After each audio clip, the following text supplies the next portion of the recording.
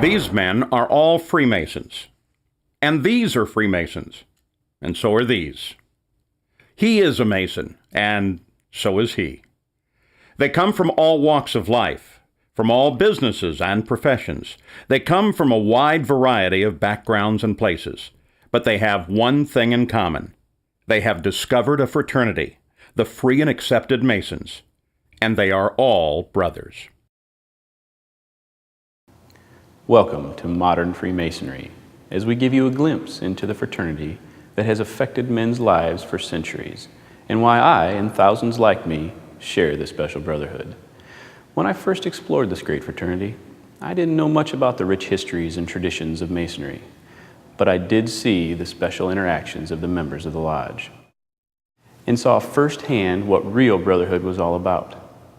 These guys considered their fellow lodge members as a type of extended family, and I was impressed by the closeness they shared. As I learned more about my fraternity, I knew that my decision to be part of this grand society was one of the best ones that I would make for my personal and professional development. As I began to see how I fit into an organization that has affected the lives of many of our U.S. presidents, starting with George Washington, and includes some of the greatest movers and shakers of the past 300 years, I knew that I would benefit from these rich traditions, the same values and traditions that helped these men become better men, and having the same effect on me today.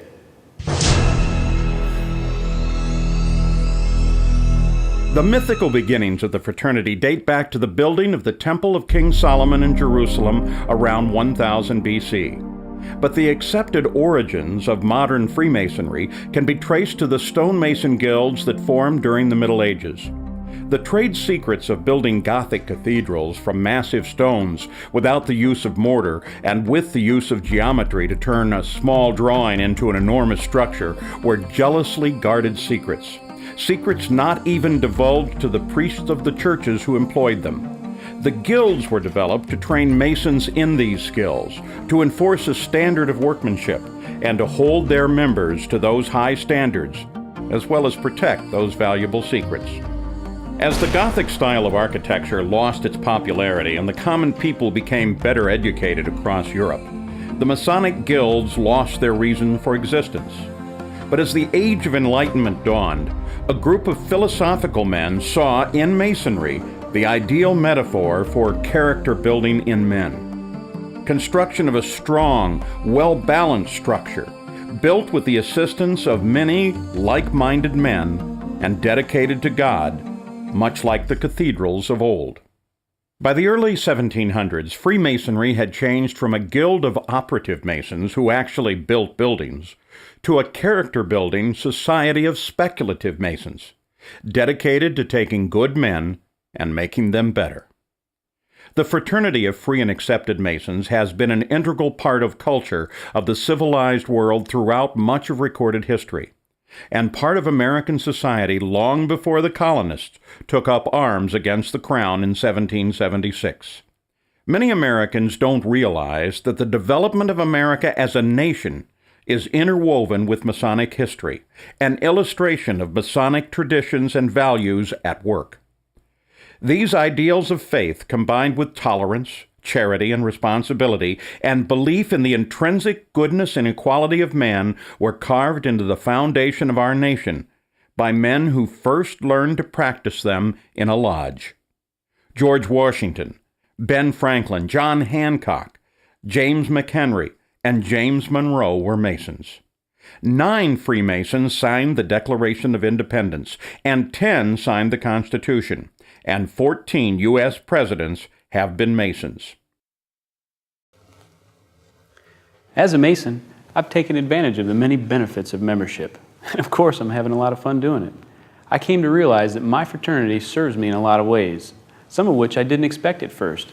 The members of my lodge are not just a collection of brothers who get together on meetings and other functions. They serve as a social outlet and mentors for achieving my goals. Masonry has introduced me to business and civic leaders that I otherwise may have never known. These personal connections represent just a slice of the fraternity's benefits. My fellow lodge members are also ready and willing to help me on a personal level, as they will be for you. The fraternity's great mix of ages and backgrounds lends itself to a personal support system, an experienced group of men who help me with challenges they've faced before. And most importantly, my brothers have become lifelong friends in the fraternity experience of a lifetime. Freemasons hold true to a set of timeless values, which makes the fraternity as impacting and relevant today as it has been for centuries. These enduring tenets have helped to guide men's lives, taking good men and helping them become better men by holding true to brotherly love, relief, and truth. These Masonic values are not just empty words on paper. No, to Masons they represent a daily guide for living.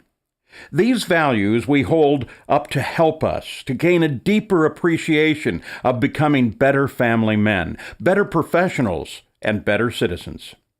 The Masonic fraternity also develops leadership abilities among its members. Masons can utilize and hone their abilities by serving as lodge officers, mentors, and committee leaders. But Masonry also provides many other opportunities for further involvement, all of it fun and all rewarding. But what do Masons do? Masons meet in a lodge. Its members are taught its precepts by a series of ritual dramas which follow ancient forms and use stonemasons' customs and tools as allegorical guides. These are called degrees, and you've probably heard of them before. In a Masonic lodge, a man must complete 3 degrees to become a full member. Like the old medieval guilds, he is initiated as an entered apprentice, passed to the degree of fellowcraft, and finally raised to the degree of a master mason.